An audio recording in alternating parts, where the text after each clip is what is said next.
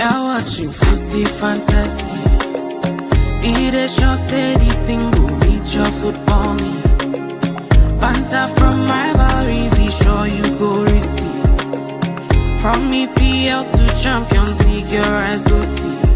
It's Footy Fantasy. You're watching Footy Fantasy. Footy Fantasy. It is your steady thing, go meet your football need. Your football need. Banter from rivalries, he sure you go receive. Sure you go receive. From EPL to Champions League, your eyes go see. Your eyes go see. Footy Fantasy. Footy Fantasy.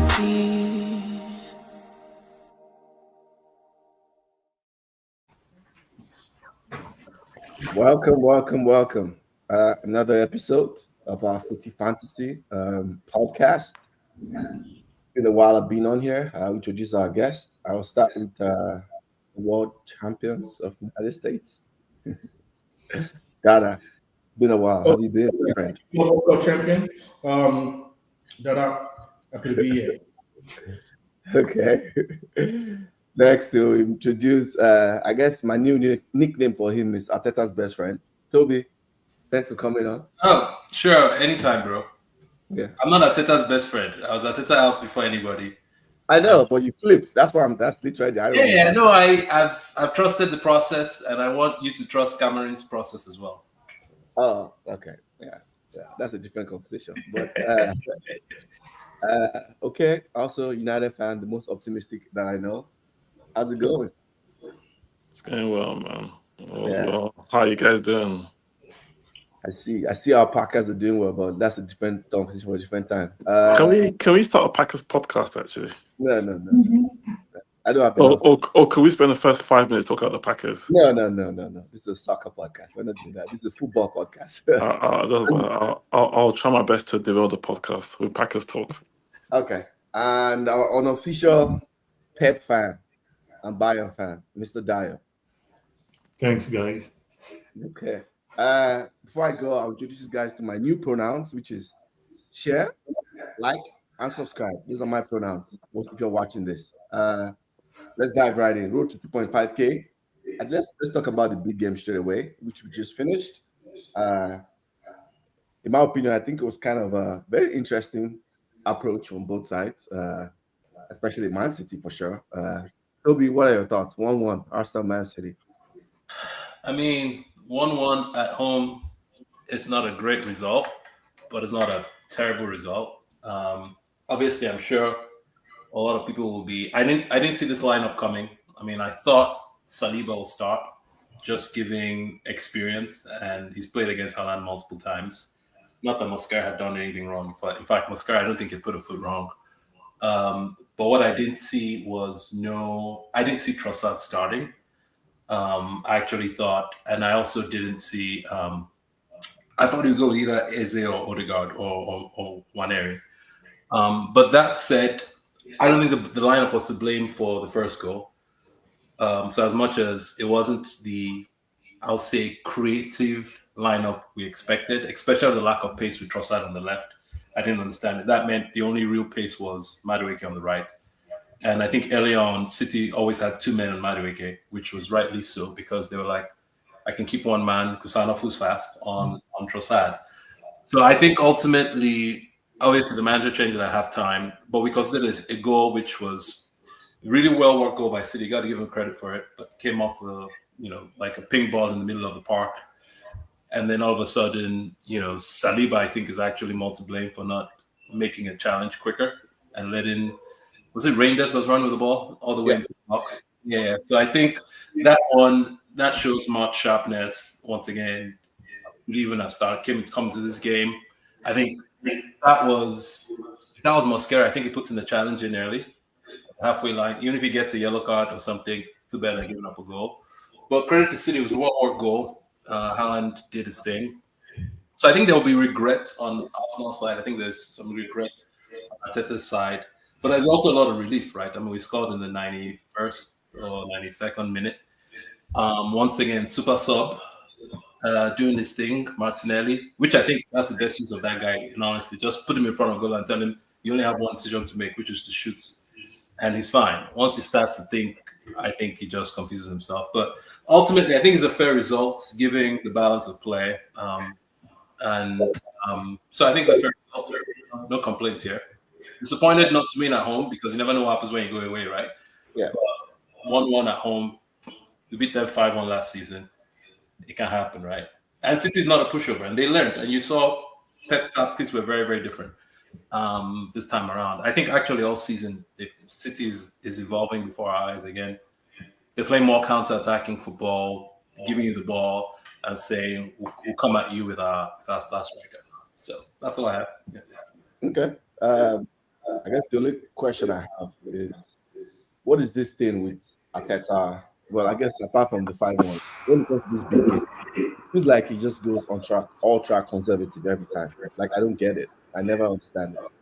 So I think I'll wait till I get more data points to make that decision. I know that's the lazy fan pundit's decision. But you got to think about it. Odegaard is injured, right? Waneri hasn't really impressed when he's started in the game. He's a young kid, play against Man City.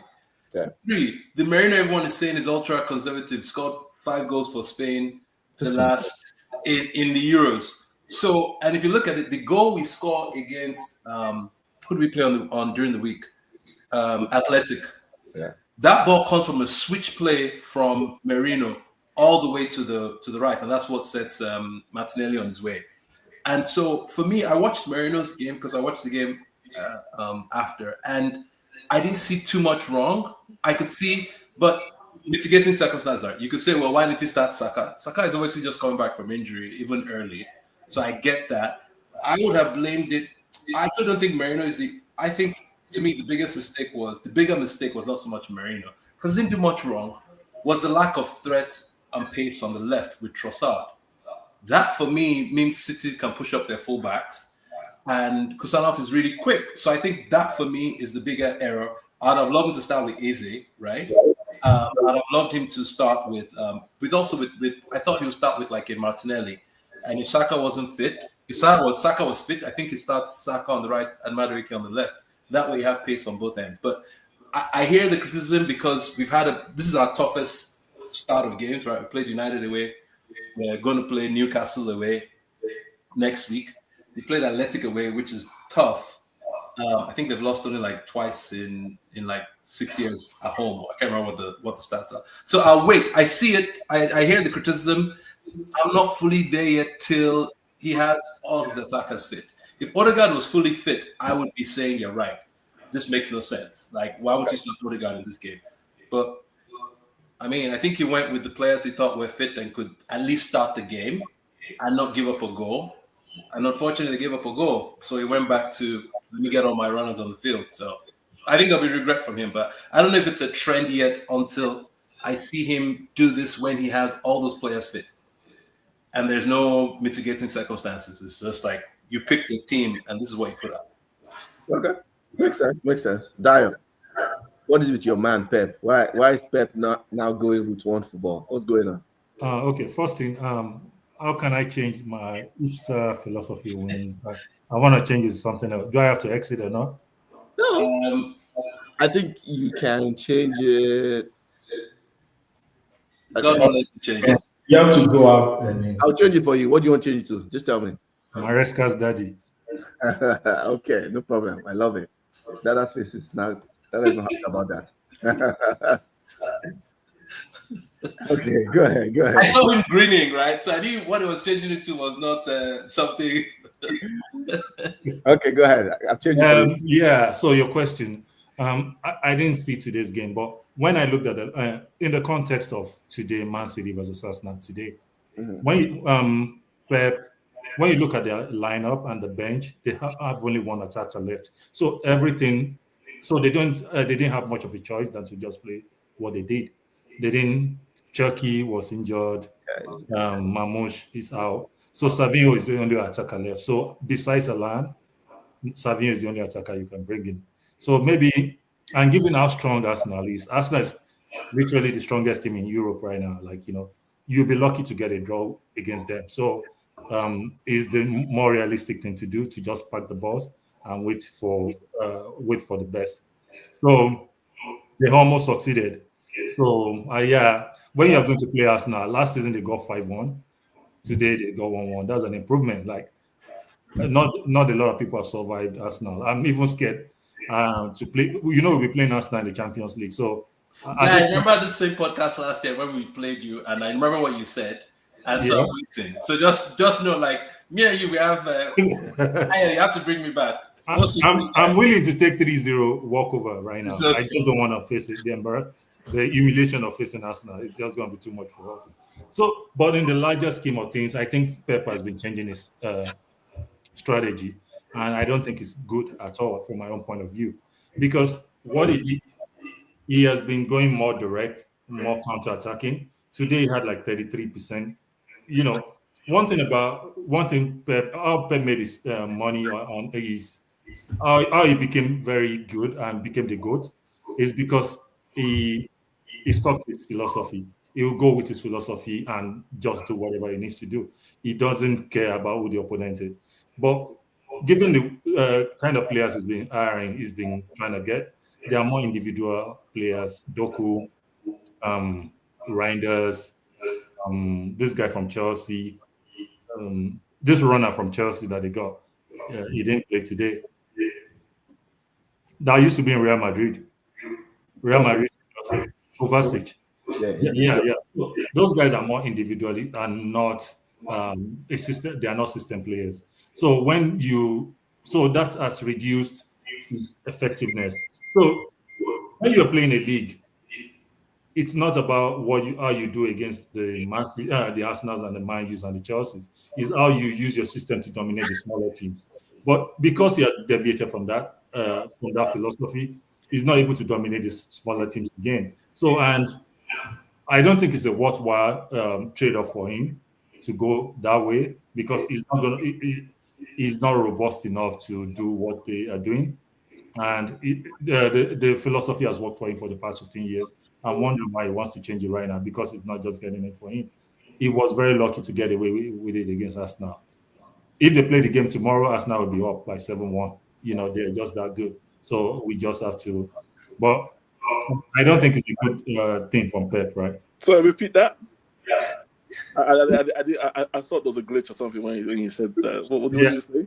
I mean, like, who can stand Arsenal now? They are the best team in Europe. 7-1 easily. If you don't get 7, you'll be lucky. Just have to, unless the game doesn't last for 90 minutes. I'll come back on this podcast. It's crazy. I know what you're doing, man. I know what he's doing too. It's okay. I'll come back. Before we go to Dada has been quiet for a while. Let's take comments. Henry says, true line chief. Comments are flying here. I think I missed comments. Sorry, guys, if I missed your comments. Ola says, most expensive pack was by Pep, although he justified it by saying they spent so much energy in Champions League and had to rest. Okay, had less than Arsenal. Fair enough. You can't be conservative when playing at home by Henry. So you have to play the best defense in Premier League. He doesn't have the players to execute this anymore. Daniel, stop trolling Arsenal stylishly. Troller in chief. What were you talking about the game generally? I saw the game. First of all, I know Dario is trolling. I don't think Arsenal. They don't have the best team in Europe, but I think they do have the best team in England. Starting 11 and bench, they do have a good bench. I agree. 1-1 was a fair result. Arteta hasn't lost to City in 5 games. Yeah. So, that also kind of plays into the mindset of the players going into a game like that. And then also, too, Arsenal fans are always divided. Every time the team sheet comes out, 50% will co-sign, 50% are like, oh, this is the worst team sheet ever. It doesn't matter who can play Jesus in 11 positions. You always have 50% of Arsenal fans who complain. It is what it is. So you can't no longer judge by the opinion of Arsenal fans if the starting team makes sense. But going back to Toby's point, I think one key thing we're going to see throughout this season is game management. How do you manage players' fitness? How do you make sure you keep player fit for big games? And then also, too, if you look at the schedule, it's a very congested schedule. Someone said, you should have started Saka right of the jump, but then Saka just came back from injury. And what a lot of folks don't know is starting a player is less intensive than them coming doing 45 minutes. So if you have a player who has been injured, you're better off reintroducing them after 45 minutes than starting them. So it makes sense to start to bring Saka into the second half. So that just makes total sense.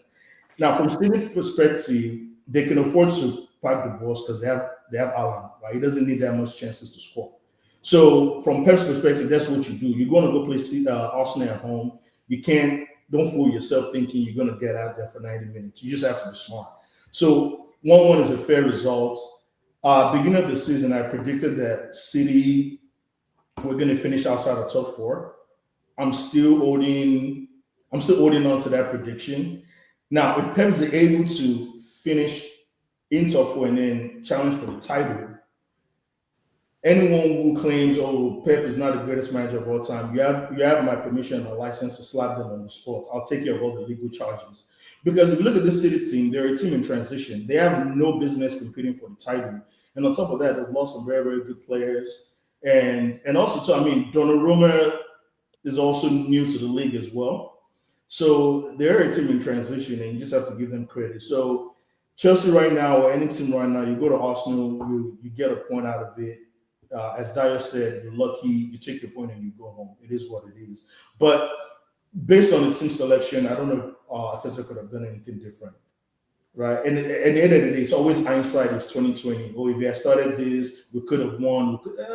Or maybe Alan could have punished you and you could have been 4 goals down by 45 minutes. So you got to manage players, you got to manage the team, and you take what you can and you move on to the next game. So Okay. Do you have any final thoughts so we can move on to the next game about Arsenal Man City? No, I watched part of the game. Not a lot of the game at all, but from what I saw, I think in Arteta's mind, Arteta has realized that he's had shootouts and lost the title. I think he's had those enough times now where Arsenal will get like 90 something points or 80 something points and they'll finish second. I think that what Arteta's trying to do now is almost be like when United lost that, when there was that season, 11-12, where at the start of the season, United were beating everybody 4 goals, 5 goals, 4 goals. Then City came to Old Trafford and slapped them 6-1. Yeah. Then Ferguson then went conservative. I think that's what we're seeing with Arteta now, but we're seeing it over a longer period of time where he has seen that, do you know what, trying to just beat everybody but then losing the big games to City and Liverpool just doesn't work. And I think he's trying to be like Bears 85, Ravens 2000 kind of team and just, stifle everybody on defense and just win that way. And I think he may be successful.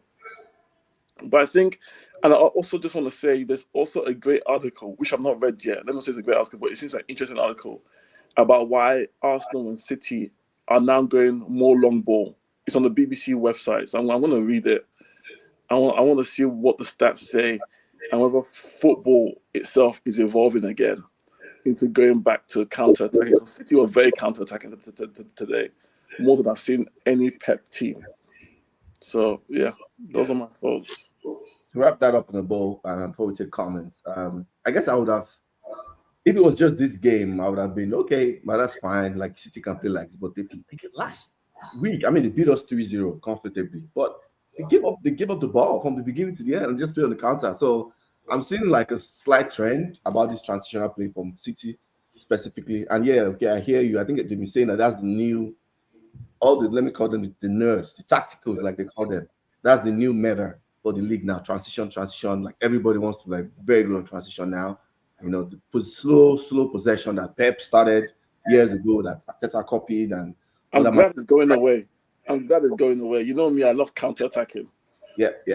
But I think I think that the data guys have probably said, this is just my guess, data guys have probably said, if you play the ball, if you bypass the midfield and you can press well, you can press a team, you can go long and then press from there and win it higher up.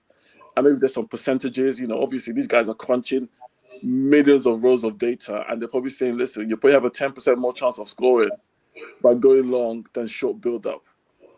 Okay. We'll see. Time will tell if that's the. But yeah, everybody's going like Liverpool is very transitional. City is now looking transitional, which is weird, you know. So United has always been transitional. Okay, let's take comments. Then move to the next game. Henry says, "I didn't even want him to play, honestly, to avoid repeat injury. I guess that's Saka. I feel Madueke got hurt at the end of the first half. He's being too conservative and overthinking things. And Lord, it would work against Liverpool. Yeah, that would be interesting. The City Liverpool game.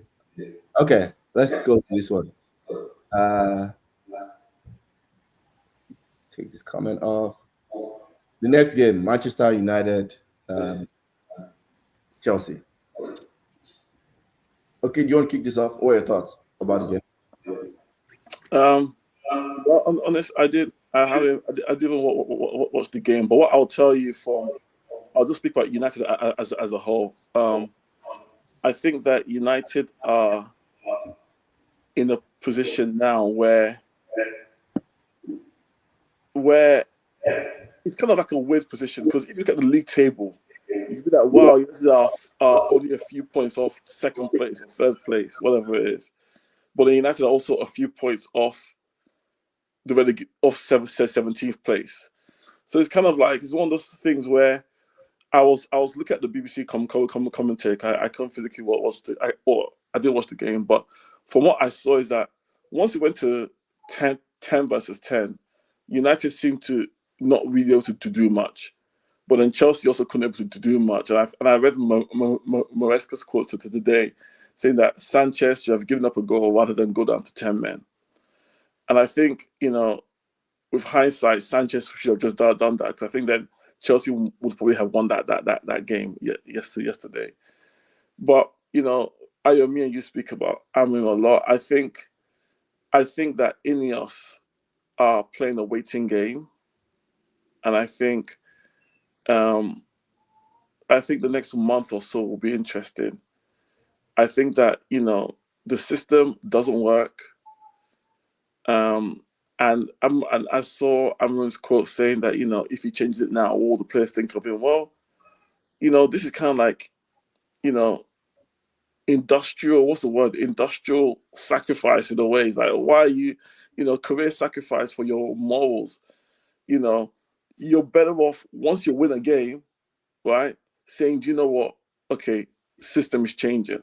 Then at least you're doing it off a high. And in 3 weeks' time, people will forget. But I just think he has himself to blame.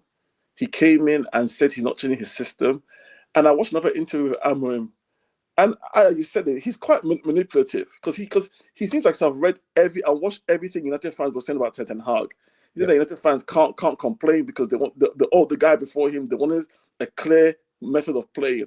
So it's almost like pushing it back to United fans saying, you guys wanted this. But which the Sky guy, the interviewer should have asked him, well, if it's not working, aren't you going to change it? So I don't know. The game itself, from what I read, and I'm going to watch the highlights, it was just, you know, scrappy goals. You know, United didn't really make a ton of chances from what I read, and I think that you know, another day without going to 10 men, Chelsea could have won. But I think the next 3 or 4 weeks, you have to have some Brentford, Sunderland, and someone else that's intermediate, and Liverpool on the 19th of October. I think those games will shape how things go for Amorim after this season. Okay, good point. Dada, what are your thoughts? Man, I have a lot to say about that game. And we don't have really, and another thing is, like, we could have a whole podcast on the structural issues with United manager. And I will say, like, I don't even think it has to do with manager. I think the United problem precedes the manager, and even after the manager, they will continue. But to the Chelsea United game, that has to be one of the weirdest football match I've seen in a very long time. It was just a series of, I don't know if you've ever been in a situation where you make a bad decision and you just proceed to make subsequent bad decisions, and every decision after the previous bad one is just worse. And I think that really just sums up the entire Chelsea game. I remember seeing the lineup, right? And, you know, Monday night quarterback, where you look at the lineup, you're like, man, the first thing that came to my mind from a Chelsea fan was Fofana came back from injury. That was not the best game for him to start. Enzo had been out of form for a while. I felt like Andrew Santos should have started. And then Neto, I felt like he needed some rest. We should have started Garnacho. So there was just a lot of things. I didn't feel comfortable about the lineup. And then also, too, just as we know in football, right? Context matters, the occasion. Chelsea had not won since 2012. And I feel like going into that game, it creates this sort of like anxiety and build up to where players tend to overthink that, right? People repeat it in the dressing room. We've not won yet since 2012. And then also, if you look at last season, it was also a weird occasion as well. I felt like Ten Hag had just gotten fired, and what was the manager at the time? The caretaker manager, and it was his first game back. Van Nistelrooy. Van Nistelrooy, right? It was kind of like, oh, this is for the taking, but then out of nowhere, United dug deep and won. And then the season before that, it was just series of events to where we just never win. And I think what tends to happen is at the back of every player's mind, they start to think, we're not going to do it this time around. And I feel like that context played into the occasion. And there'd been a lot of like player transfer between United and Chelsea. For some reason this season, I feel a lot of animosity towards United. And I think it has to do with like Sancho. Yeah. No, seriously, I really, really do. And there's certain United fans that I just absolutely detest. But there's no, I mean, to be frank here, but there's this animosity, and I think it's stemming from Mount, Sancho, Garnacho, right? So there's this sort of like carryover, and I think the build-up of that manifested itself in the game, and then it was also raining, right? It's kind of like if you had like script writers writing the perfect script of the horrible United Chelsea game. That was the game. You had rain, you had a red card, you had Garnacho on the bench. Everything was just icky and just built up for a very unmemorable game. But anyways, so the red card happened in the 5th minute.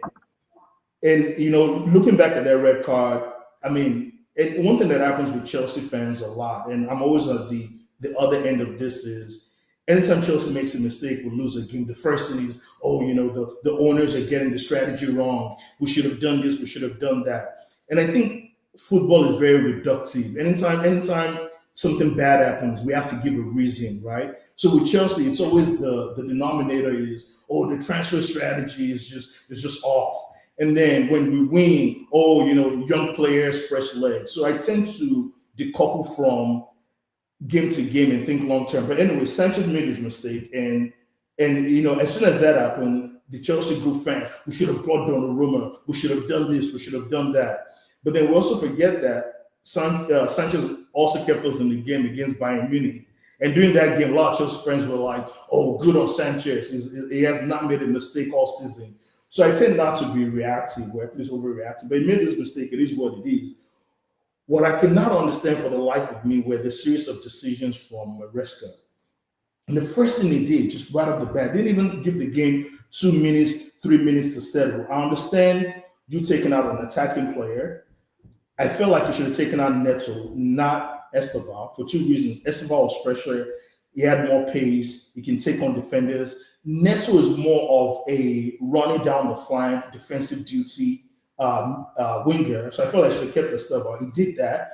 That was very bizarre. And then the next thing he did was also took out Palmer, which was bizarre as well. And there was just a lot of decisions that he made that just showed maybe naivety or maybe just an overreaction. And you just saw that throughout the game. And I remember saying to Chelsea group, I had a feeling that the game was going to come down to 10 players for United just because of the occasion. And at 10 versus 10, this was at that moment, you now realize that Maresca did make a mistake, because if we had kept the attacking players, would have had a chance to either equalize that game or win the game. And then all the creativity in the last 30 minutes, all the creativity came from Rich James, because Enzo had no creative bone in his body. Santos was doing the best he can. You had Gusto as a winger, so you essentially had no creativity. And then João Pedro, for all his greatness and all the things he's done this season, he was also tired as well. And it was a very bizarre game. the implications for the rest of the season, I'm not sure. We're in this weird mix where Liverpool they seem to be running away with it, but I feel like there'll be a regression to the mean, right? They're all going to lose points as well. Chelsea is still in the top 4, top 5 race, but you can't help but think, could this be one of those games where come the end of the season we're going to regret? So I'm trying so hard not to read much into it, but I felt like there were some decisions made by the Chelsea backroom staff that got us into this position. For example, I mean, we had Garnacho, a winger, we had Gittins on the bench, but then we brought in Tyreek George, whom we always sold to Fulham. So there was a lot of bizarre things that happened with that game, and I need to do my best to just forget about it, move on, and see what happens. Or I could just chuck it to, we've never won at Old Trafford, the curse continues.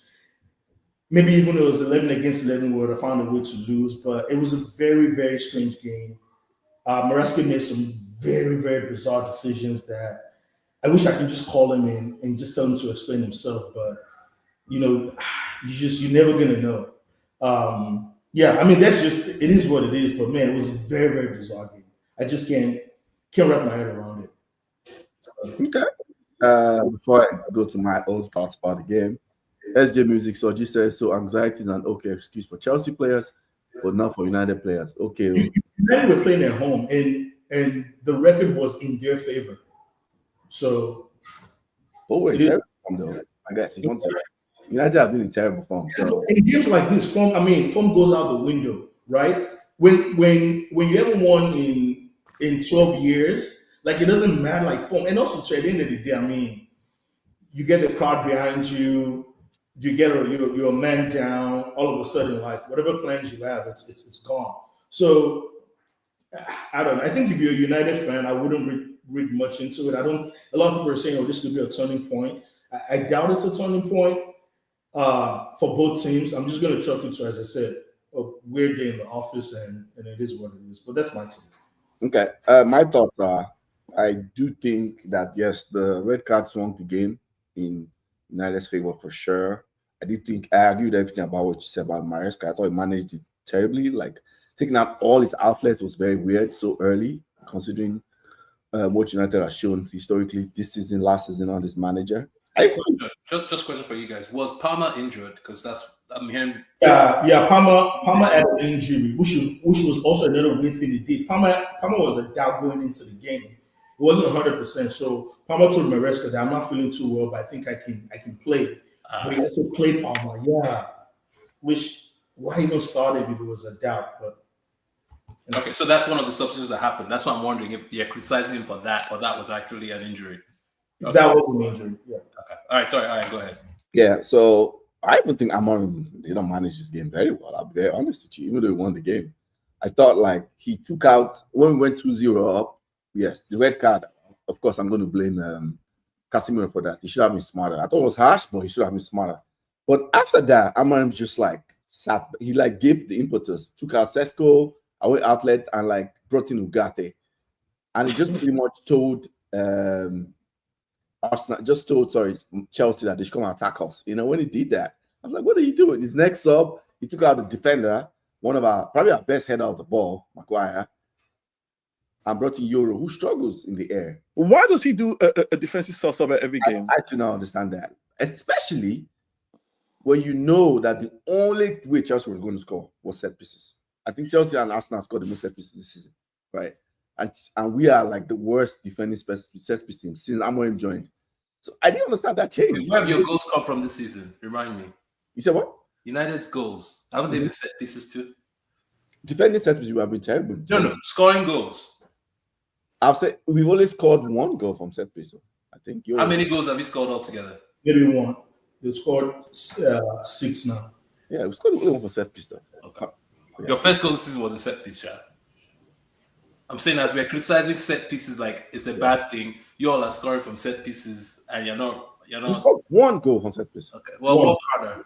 Yeah. So, but we've considered so many goals from set pieces. Like every game we've played, we've considered from set piece, if I remember correctly. Every game we played. This is it. We played against Grimsby, a 4th-tier team. So I'm not just talking out of my ass. I know what I'm saying. So like, I think he managed the game terribly, and he was lucky that Chelsea's the only outlet they had was just crosses. They didn't have any other thing they could do. If not, that game could have gone a different direction. I think the reason why I won that game was just Bruno just realized that, oh, we're more than them. It's like 11-10. I'm just going to I'm going to start going forward. I don't care about this withdrawn role. I'm just going to start going forward. And then because of that, we started creating chances because we had more players crashing the box. And Bruno, that's where he comes alive in the final third. So, I mean, long term, what does this mean? Nothing. Why are you guys so down? Brentford. Were you up when Unai Emery was in charge? No, I came on the podcast and we had debates about Exactly. big shots giving up. So you know why we're down. Oh, sorry, but that Emery run at Arsenal is different from this Emery run. No, but the Emery run, he was getting points. Don't get me wrong. That's exactly. He was getting points that you guys still want. He was getting points the way Liverpool are currently getting. You guys had like a semblance of a system in place. Like you kind of see what Arsenal was trying to do as a team. United is just it's a bit like chaotic. But with United, I see what they're trying to do, and I'm sure United fans know this better than me. It's just that every rational person can see that says you don't have the right players in the right positions. Why are you playing Bruno back there with either an aging Casemiro or an Ugarte that can't cover? That's not very skillful. So the point is not so much the system. The point is he doesn't have the players for the system, and he doesn't want to play to the strength of the players he has. The reason why United fans are down is this. United are playing a crappy system. United starting goalkeeper at the moment, he's not a starting goalkeeper at United. United have a central midfield that is slow. Bruno, Casemiro, and Ugarte are probably three of the slowest players in the Premier League. And you're playing them in central midfield. United could have taken 100 million from Saudi for Bruno, right? And if you're going to play Bruno as a number 6, take the 100 million because as a number 6, Bruno is probably worth 30 million. I agree. Right? Then United went to spend money on 3 forwards, whereas 2 forwards, play Bruno as a number 10 and take that last bit of money and buy Baleba. There you go. United now instantly look like a better team. And then the 5th thing is Amorim is starting to gaslight the United fans. I love it, though.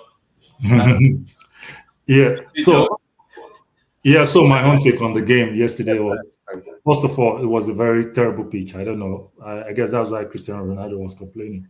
It was a bad pitch. Like, I don't know. At some point in the second half, I thought they were going to cancel the game and just like continue later. So we played this kind of ball before. Like the field is so terrible. You can't. All your tactics just go out. You just try to do long balls, avoid balls on the grass because the grass is going to hold the ball back.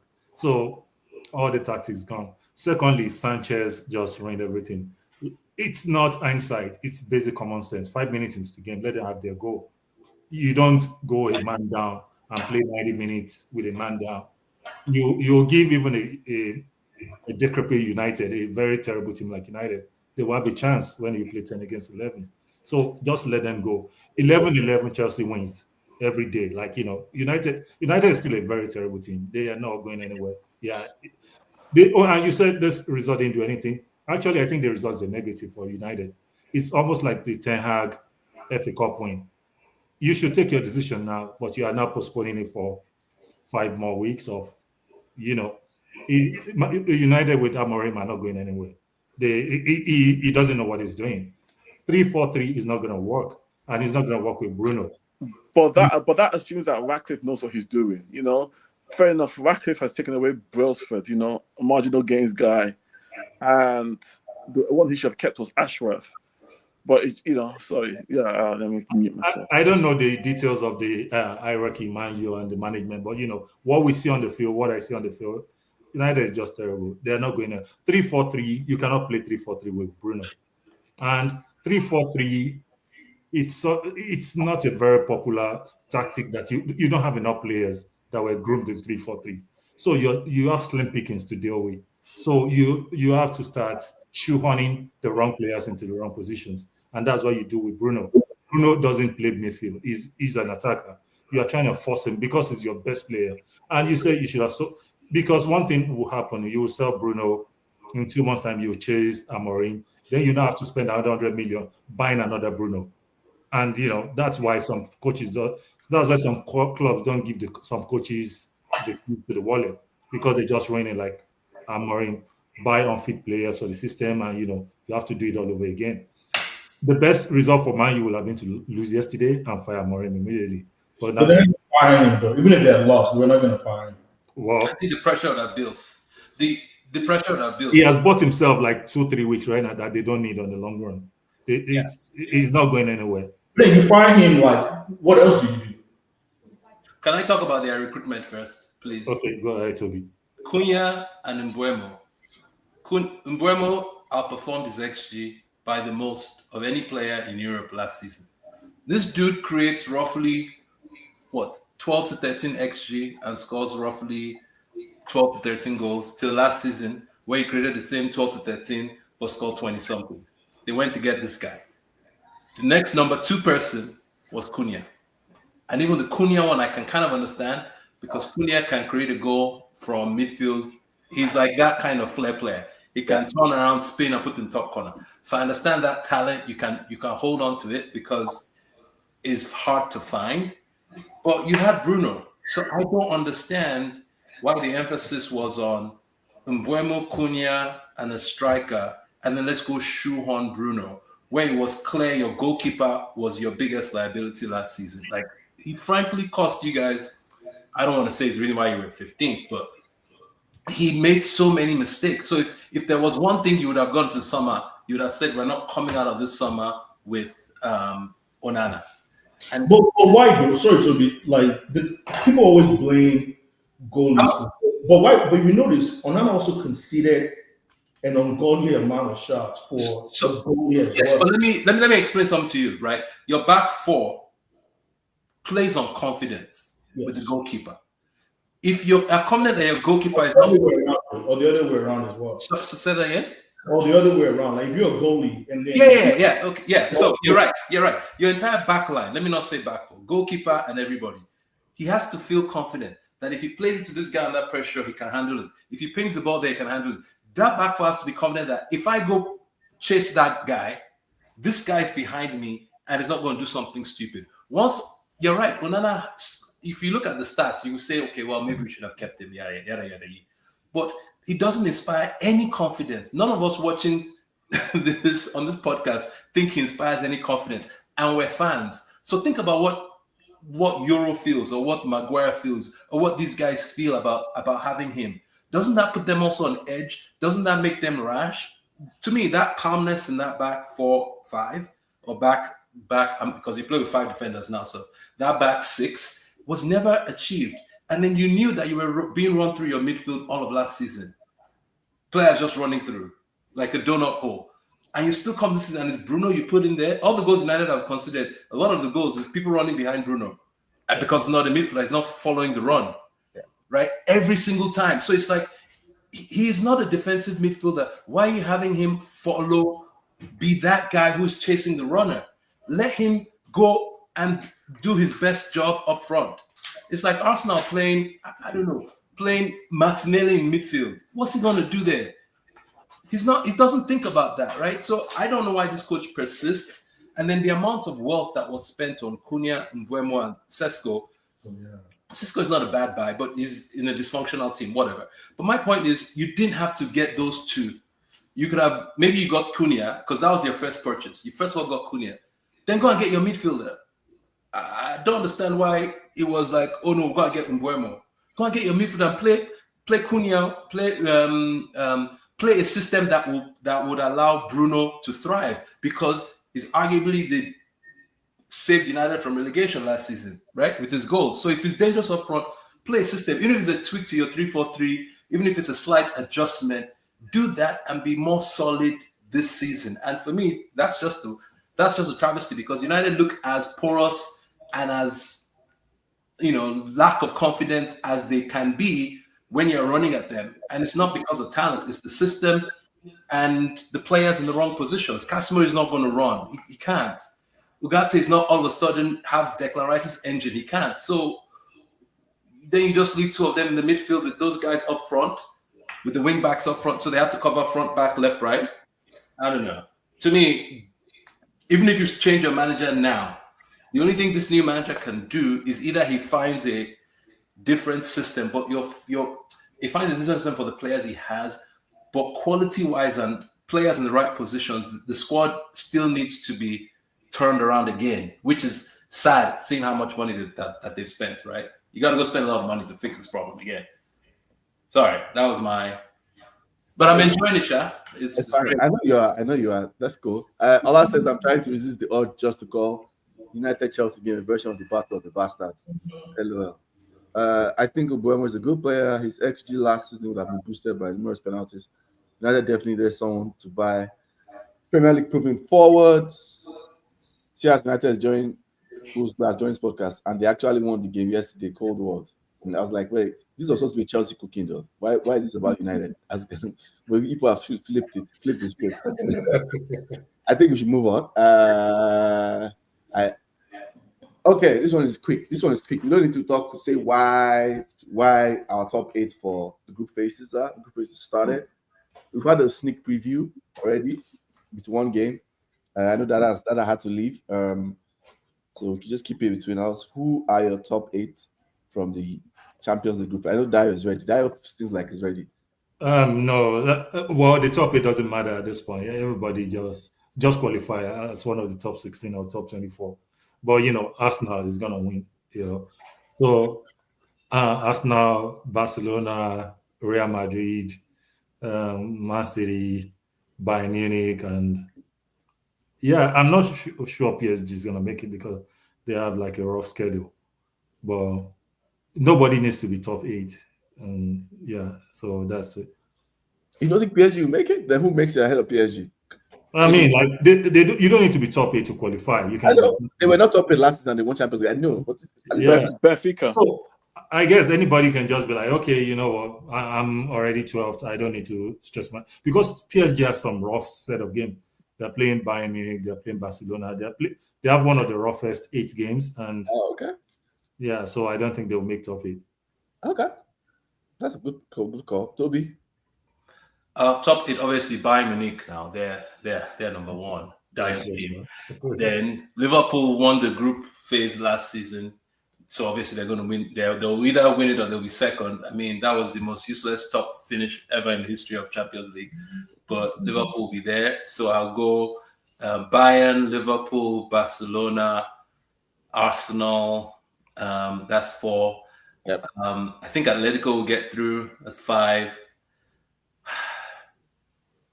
Real Madrid 6, Inter 7, interesting. 8. I don't know if Chelsea gets their act together, they could get there. Or I would see like a Bayer Leverkusen or another surprise team in there.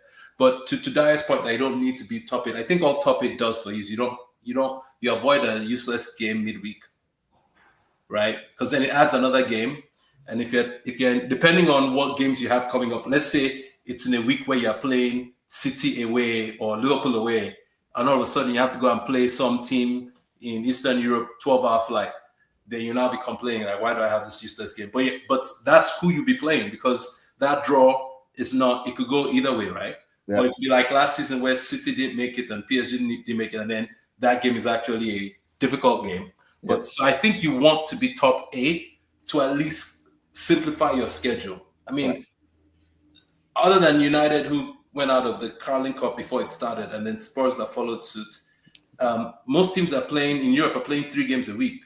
Oh wait, Spurs out of Carling Cup? Yeah, I didn't know. So it's not Spurs that just was it Spurs? Who was it? No, it was Pochettino. No, it wasn't Spurs. It was Forest. Sorry. Okay, I was like, wait. Yeah, it was Ange. Ange. On Wednesday he exited another competition. So my point is, that's the value is you avoid that game in the midweek that nobody knows when it's scheduled for. You don't know who you're playing. And so I think you want to be top 8 at least. And then I think the higher you finish between 9 and 16, you also don't play anyone there. You go play the teams that are like 18 to 24. Yeah. So you want to finish as high as possible. And even if you're 8th, I can agree that it doesn't matter whether you're 1 or 8, other than money-wise, because you get money for winning versus drawing. But practically speaking, as long as you're 1 to 8, then at least your schedule is simpler. Okay, do you agree with this list? What's your list, I guess? What's your top 8 if you had to pick? I mean, I don't want to go for the traditional top 8 because it could then, I think by going for the traditional top 8, we're now going to turn the new Champions League into the old Champions League where the same teams make the quarterfinals. I think that's where we're going anyway. Bayern, Arsenal, City, Liverpool, Barcelona, Madrid. That's what, 6. Yeah. Then, you know what? It could be a shootout. Frankfurt are top now, 4 goals. Dortmund, Juve conceded 4. I don't know. It's shoot. I'll go top 6 and say that it will come for those top 6. Atletico, they put up a good fight against Liverpool, to be fair. But I suppose this Champions League is harder to predict because not everyone has the same games, and it's just very, at least before you know, okay, everyone's going to play these other 3 teams twice. Now it's kind of like, how am I going to look through 36 clubs and look at what they're playing home and away, and look at what the other teams' form guide is home and away? I mean, I would say then I will probably I'll probably just say, you know what, Benfica, Mourinho will do some running down the touchline. Oh, yeah. No, forget that. That's where he is now. I'm just going with the traditional top 8. I said it's PSG, Arsenal, Madrid, Bayern, Liverpool, City, Barcelona. I think Chelsea will sneak into the 8th. That's what I think. I'll take comments, then we move on quickly. You should start thinking in your head, what are your hot takes? I don't want warm or cold takes because, people say things that are very obvious. I call it hot take. I need a very hot take from everybody on this pod. Let me take comments. Alad says, Sears United are chopping bulls, but as joined the podcast, they actually won the game yesterday. Cold war. Yeah, all the haters are here. It's okay. We know. They said Dario can't even say Arsenal are going to win it with a straight face. This Mr. Bayern is something else. I guess Soji just has laughing emoji. I don't know what laughing at. Alad says people are sleeping on Spurs. I think Thomas Frank will have them in top 8. Interesting. I don't know about that. I don't see it. Yeah, I don't know. As we go closer, I think they'll start dropping points. But I'm not that scared, to be fair. Who wants to go first? Who has a hot take for the season? Let's go to a hot take. I love hot takes. That we can go back and see. Cameroon will be fired before the season is over. That's not bro. That's the captain obvious. I thought today. That's very captain obvious. I need a hot take. Dio, you have a hot take? I wanted to say Arsenal will win the league, but everybody knows that already. But Arsenal has 3 players on the left wing, 3 players on the right. Who can compete against that? Eze, Trossard, Martinelli, Saka, Nwaneri, Madueke. Oh, I just bring me back when we play Bayern. You guys are playing Bayern? Yes. Yeah. Okay, yes. I'll get you. That's why I want to take a walk over, Yeah. I'll set that up. Set it up. I need to be back. I'll set that up for sure. Thank you. I'll definitely set that up. So that's not treble. Is that odd? Yes, that's the hot take now. That's a hot take. Yeah. That's the treble. Okay. Let me see. Our last hot take says my own hot take is Spurs shout adjustment. Okay, they'll make top 8. Okay. I want to know when we play Bayern too. Henry says that. See, you have targets. You have a lot of target on your back. I said one in my group chat, but people say it's not a hot take. It says like it's very obvious. My hot take was Sunderland to stay up, and this is not a hot take. Why is that? No, because they won. They won. They didn't win the first 2 games or 1-2 of the first 3. But that's not a hot take. Okay, I'll give my second hot take then. Bournemouth finish top 6. Okay. That's My hot take is Bournemouth finish top 6. That's my hot take. Bayern win the Champions League. That's my hot take. That can be a hot take. Yeah, because You've won how many times already? I don't trust. I don't trust company. So if Bayern wins it, I'll be surprised. I'll be surprised too. Listen, Bayern's time, right? The gap between the Premier League. I know Bayern were hoovering up the talent in the Bundesliga, but now the Premier League has had to hoover that talent up. Correct. Mm-hmm. So Bayern just don't have that advantage of having, when they could go and buy Hummels and Götze and Ozil and those guys, Do they have Ozil? Even physically, they don't have that. Yeah. Physically, they don't have that advantage. That's the Champions League. I'll take that. Bundesliga has turned into more or less like, maybe it's coming down to the power of the Portuguese league or French league now. I agree. Toby, what's your hot take? Chelsea doesn't finish top 4. That's a hot take. Even though, I had them beginning of season, I was like, that's when they say a team that's going to shock and underperform. I think Chelsea, I said this. Dada knows this. I've been on record. I don't think they finish top 4. That's my hot take. Chelsea's not as good as they think. Actually, I agree with you, Ayo. Yeah, Chelsea is not as good as we think. They're a good tournament team. They're a good knockout team. They can surprise you in a one-off game, but I don't think they are consistent enough. Palmer, Caicedo, okay, those are very good players. But look at the entire back line. Who do you pick? Who do you want in your team? Maybe Cucurella. But the other, Tosin, Colwill, who else is in the central defense? Chalobah. They are giving not even Crystal Palace vibes.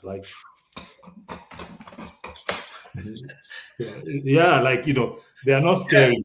I think Spurs has a stronger spine mm-hmm. and a manager that has an identity that has already fixed a lot of that. He's already started working on set pieces from day one.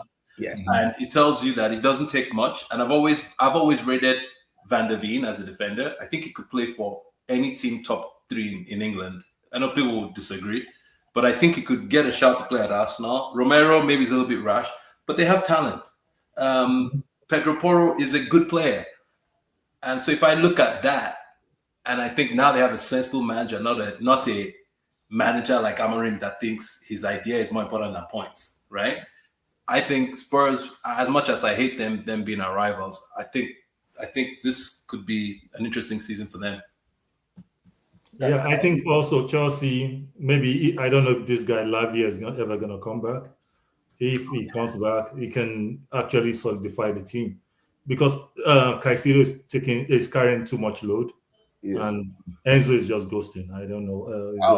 I've said it before. It's a structural liability for the team. So the best thing they can do for Enzo is to push him forward, to just push him at the 10. That's kind of what they do now, right? But they can't do that because Palmer wants to play there too. Correct. So Enzo cannot be part of your 2 pivots. He overloads Caicedo. Yeah. So the best thing for them is to push Enzo to 10 and push Palmer to the right wing. But I don't think they want to do that. And those guys in the central defense, they're just like. The reason why they can't. I think he tried it one time, a couple of times last season. The problem with that, it compromises their pressing structure. I think I watched the post-match where they asked him that question. It compromises their pressing structure to do that. Yeah. He's played Enzo as 10. I've seen a game where Enzo was ahead. Because Palmer doesn't really do off-ball pressing. Yeah. And he doesn't want to do it. That's in modern football. If you have 2 people, you're in trouble. Yes, and Palmer is so gifted. You can forgive him for that. Yeah. But no Enzo. Okay, let's wrap this up. I'm trying to keep it to EJ mandated me to keep it within 1 hour. So we're wrapping it up. Kudos and Donkey of the week. Quick one. Kudos Pedri. Donkey Maresca. What did Pedri do? Oh, against Newcastle. He played against Newcastle. Newcastle guys are giving interviews that they've never played anybody like this. That they couldn't even touch the ball. I saw that too. Scholes was talking about him. Everybody was talking Scholes. Yeah. I saw that. I didn't watch that game. Yeah, I know. Who has kudos? Toby, do you have any kudos? Do I have any kudos? Not really. I mean, champion. Oh, Martinelli for sure. Okay. Two goals in 2 substitute appearances in 1 week. I mean, that guy, he needs to enjoy his weekend. And my donkey is obviously Sanchez for ruining the game yesterday. Okay. I'll take my kudos. My kudos is the Manchester United female team, for making Champions League for the first time in their history. But it's a young team. It's been 5-6 years compared to big guy established teams like the Chelseas and the Arsenal. So Which team is that? Manchester United 3-0 team. Oh, We made Champions League for the first time. So that's the Europe you are watching this season. Sure, yeah. If you want to say that, yeah, that's Europe. We held you guys, beat that. Yeah, we won the Champions League last year. I know, so that's why we held the champions yesterday in the league game. You guys were supposed to batter us a better team, but you couldn't score a goal against us. So hey, that's a good tip. My donkey of the week. I have 2 donkeys. I'm doing 2 donkeys. I have another kudos, which is Bruno. 100 goals in 200 games. My donkey of the week is Maresca. His decisions yesterday were so weird. At his press conference, I don't know about that press conference when they asked him about Sterling and Disasi, and he goes talking about. Well, his dad was a fisherman. Yeah. I actually agree with him. That's a weird comment to use. But I agree with that, though. To be honest, I don't. What did he say? He made it that was borderline narcissistic response. No, I enjoyed it. He made it about himself. I didn't. So they said, PFA had written about the welfare of player welfare of Disasi and Sterling. Yeah. Whether they were having emotional or whether it was hard. And the guy said hard.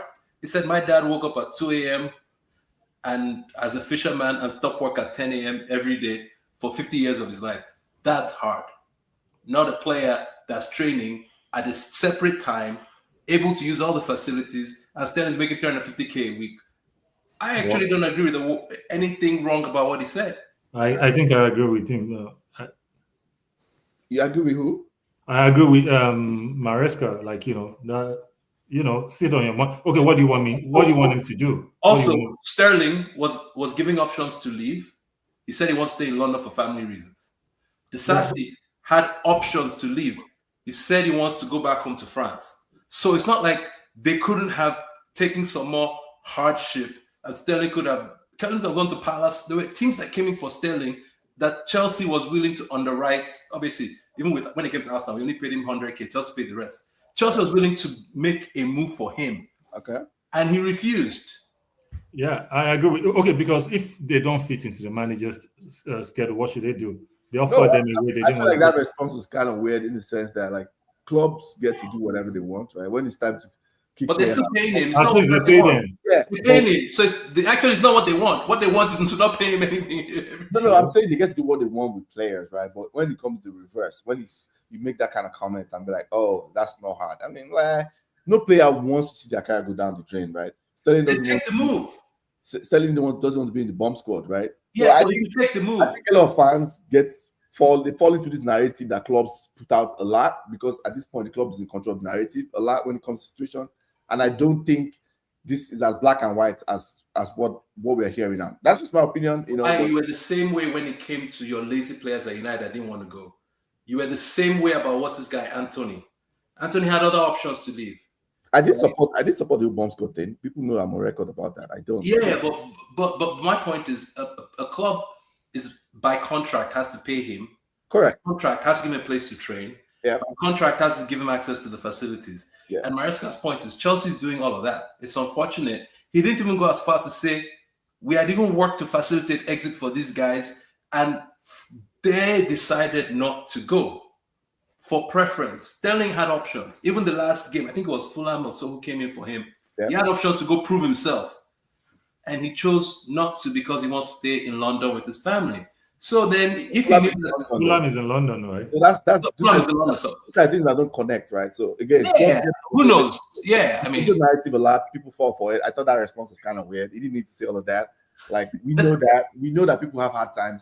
Just throw it away and just make it look like what they are going through doesn't matter. I thought it was weird. That's just my personal opinion. If you don't feel it's weird, that's okay. Okay. Do you have Kudos Donkey of the week?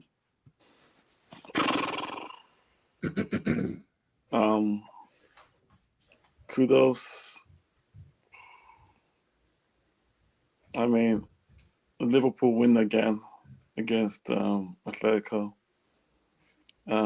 Kudos to their manager. I think Arne Slot is an elite manager. Just have to, other teams just have to recognize that he's elite. And yeah, that's it. I only do kudos to Liverpool. is kudos Liverpool. Okay. Okay, I think Ola says it's kudos is delicious draw soup served at Emirates today. I guess Liverpool is 5 points ahead. Ooh, that's true. He's not here at this stage. Actually, Arsenal winning would have been worse because then City's 9 points behind them. Oh yeah, I guess. But I don't think they consider City as a title challenger. I don't think so. I don't either. Ola says I'm with eye on the Maresca thing. Regarding Sterling and Disasi. Is that it? Has anybody said theirs? I don't want to miss anybody. Said what? Yeah, Kudos and Donkey. Have you seen? I think everybody went around. Yeah. Okay, we've all gone. Okay. I think we've come to the end of the show. Thank you for coming, guys. Toby? Yeah, please bring me back. Let's set it up right now. This Arsenal You by. want to put it on your calendar, right? When is the game? Just tell me when the game is. Let me look at it. Hold on, let me check. So I can leave a note for myself. Hopefully we are qualified then because Arsenal is paying for blood. Because this match I'm making, bam, getting up beating you guys. Wow. I'll still come here. I mean, what's that gonna happen? Okay. November 26th. Oh, so that's the way down. Okay. Thanksgiving. Okay. November 26th. All right, I'll set it up. I'll make sure even if I'm not on, the person that is not here to get you on, I'll set it up. All right. Thank you guys for coming. Again, like I said, everybody watching, my new pronouns, like, share, subscribe. We're road to 2.5K. Okay. Dio, Toby, thanks for coming. All right. Thanks. We are out. Hi, wait. You can disconnect and wait. Okay, I'll wait. No problem.